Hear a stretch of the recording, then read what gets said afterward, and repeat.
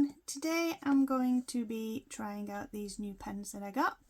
There's 120 in the pack, made by Staedtler, and they're double-ended fibre-tip pens. So the reason that I got these is, let me just show you, for when I'm colouring in with the alcohol markers, I needed something a little bit thinner to do fine detail with.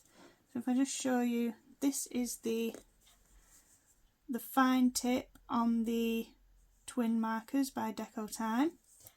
But if you want to do detail, the lines are a little bit thicker than I want, and then when they dry, because it's alcohol ink, it spreads out a little bit, so the slower you go, the thicker the line is. And even if you do quick wispy lines, they're still quite thick, but you can't do detail really quickly with them. So like little circles wouldn't be, they'd turn into spots instead because it bleeds. And then tried these fine liner pens and I thought that these were too thin. See, which is fine for getting in the tiny little details if you need to put little whiskers on things, little tiny dots. That's what they're great for, but I just needed something that was in between. So hopefully these pens, they are dual-ended, so one end is quite thick and they're not alcohol, they are water-based. So they will be maybe a little bit streaky if you're colouring in large areas, so I probably won't use the broader tip, but the thinner tip should just be in the middle, so then I can do little details, and it's just a little bit thicker than those really fine ones and not as thick as the alcohol markers. So I think that they do smaller packs of these. You don't have to get the 120, and if you want to have a look at the other packs, I will stick a link in the description if you want to have a look at them. So the broad nib is up to 3mm wide, and the thin nib is 0.5 to 0.8mm, and they come in this box. It's not the sturdiest of boxes, but I think I might keep them in this pack just because I can see all the colours quite easily. It does seem to do the job. If I put them all in a box, I'll end up rooting around for the colours I want. So although it's not super sturdy, it does do the job. So they are double-ended fibre tip pens for colourful sketching, drawing, illustration and writing. So you can, if you do journaling or you want to make your diary look nice, you can use it for writing as well. So now I'm going to test out all the colours. I don't think that the pens have a number or anything written on. They do just indicate that that's your broad tip, that's your fine tip, and because they're double-ended, I would store them horizontally, laying flat like that, just so that the ink doesn't all run to one end or the other end, and then you end up with one end being dry. So I will test out all the colours. I just printed this grid out off Google. It should have enough squares for 120 colours in it. Now, as these are water based and not alcohol based, there's no smell.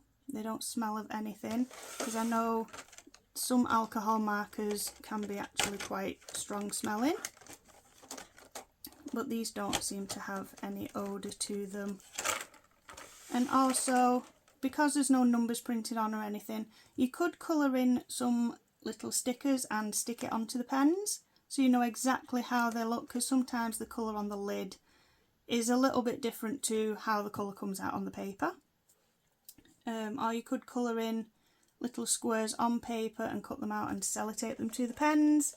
I think I will just sort of go by what colour is on the lid and what colour is on the chart. At least I'll know that the colour is in this set somewhere, and then I'll just find it.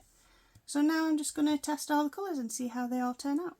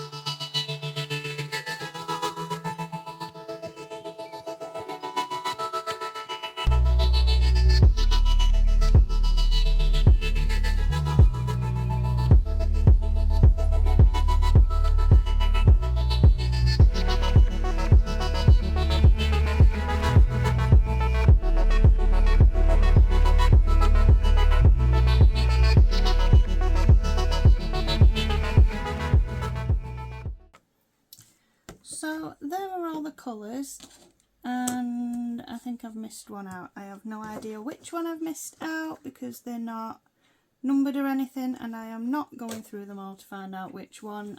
I'll just live without that. As you probably saw then in the colour swatching, there was some trouble with this fluorescent yellow on the broad nib. The nib is stuck in the pen lid and I can't get that out.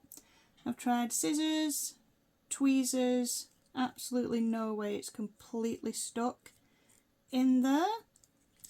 And being the only really fluorescent one, that's probably the one pen out of all 120 that you would want the broad nib for highlighting. So I'm going to sellotape that shut because we can't use that. I can't get the nib out, so that's a little bit disappointing, especially from a well-known brand like Staedtler. Well, the other end still works, the fine tip. Well, there is like quite a bit of ink, like extra ink. Just, I hope it's not going to be something that leaks, but that is a little bit disappointing out of the whole set. Also, this plastic lid is quite annoying, this springy plastic. When you're trying to use these from this side, it's probably where I missed out one of the colours because I was fighting against this.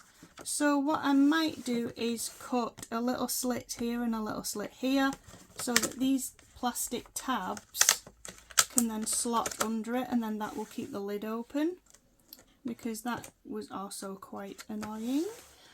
But the colours in general, there's a nice range of colours. There is here,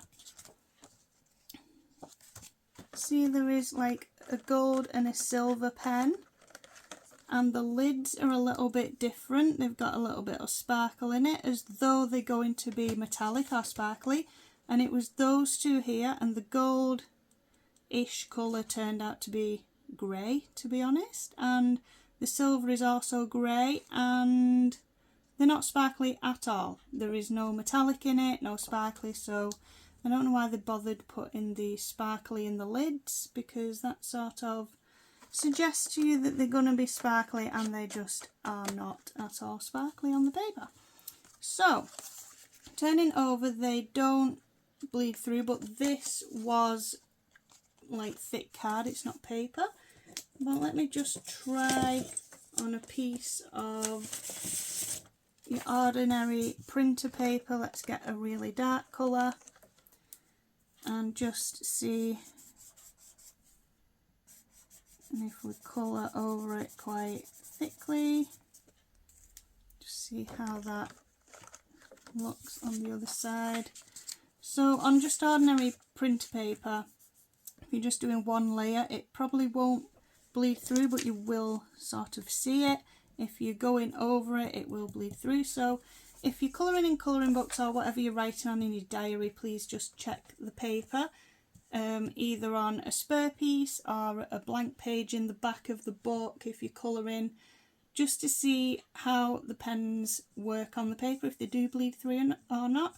And always put a protective sheet of a couple of sheets of paper or a thicker piece of paper or card behind the page that you're working on, just to stop it damaging the next page and getting ink on it. So those are all the colours, and we've tested those pens. I think they'll do what I want them to do, just add in some detail to my colouring with pens in the colouring books. So thank you for watching, and I'll see you all next time.